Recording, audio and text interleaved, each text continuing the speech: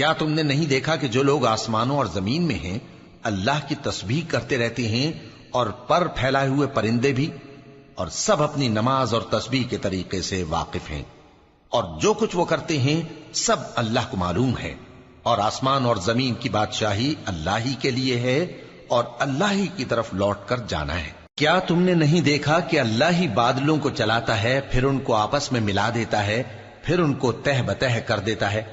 پھر تم دیکھتے ہو کہ بادل سے مے نکل کر برس رہا ہے، اور آسمان میں جو اولوں کے پہاڑ ہیں ان سے اولے نازل کرتا ہے، تو جس پر چاہتا ہے اس کو برسا دیتا ہے اور جس سے چاہتا ہے ہٹا رکھتا ہے،